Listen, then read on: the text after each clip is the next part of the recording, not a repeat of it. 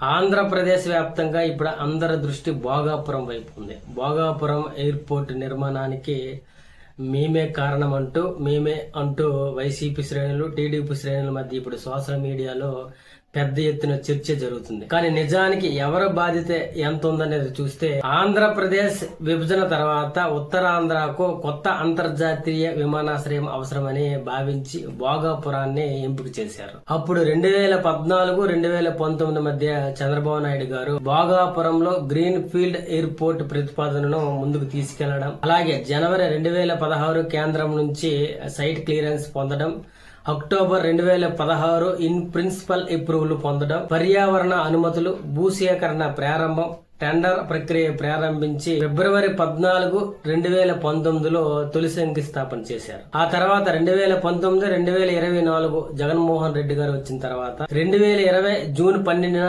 GMR తో కన్సెన్షన్ agreement కుదుర్చడం, భూసేకరణ పూర్తి చేయడం, 2022లో విశాఖ సివిల్ ఎన్క్లేవ్ సంబంధించి అనుమతులు పూర్తిగా పొందడం, మార్చి, ఏప్రిల్ 2023 కేంద్రంతో తుది ఒప్పందాలు, 2023 మే 3న జిఎంఆర్ నిర్మాణ పనులకు అధికారిక శంకుస్థాపన చేసి ప్రధాన నిర్మాణాన్ని ప్రారంభించారు. ఆ తర్వాత 2024లో చంద్రబాబు నాయుడు గారు అధికారంలోకి వచ్చి నిర్మాణ పనులు వేగంగా పూర్తి చేయడం, ఎయిర్పోర్టుకు రోడ్లు, కనెక్టివిటీ, ప్రారంభం ఏర్పాట్లు, 2026 ఆగస్టు 1న ప్రారంభోత్సవానికి నరేంద్ర మోదీని ఆహ్వానించారు. కాబట్టి ప్రాజెక్టు ఆలోచన, కేంద్ర అనుమతులు, తొలి శంకుస్థాపన చంద్రబాబు నాయుడు గారు ప్రభుత్వంలో చేశారు.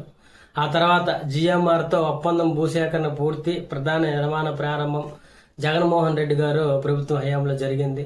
తర్వాత నిర్మాణం పూర్తి చేసి ప్రారంభం దశకు తీసుకురావడం ప్రస్తుతం చంద్రబాబు నాయుడు గారు హయాంలో అయితే జరుగుతుంది. కాబట్టి భోగాపురం ఎయిర్పోర్ట్ ఒక్క ప్రభుత్వం చేసిన ప్రాజెక్టు కాదు, 3 దశల్లో ఈ 2 ప్రభుత్వాలు మారుతూ వస్తూ దీనిని పూర్తి చేశాయి. అయితే ఈ విమానాశ్రయం ఆంధ్రప్రదేశ్ లో అతిపెద్ద గ్రీన్ ఫీల్డ్ అంతర్జాతీయ విమానాశ్రయం.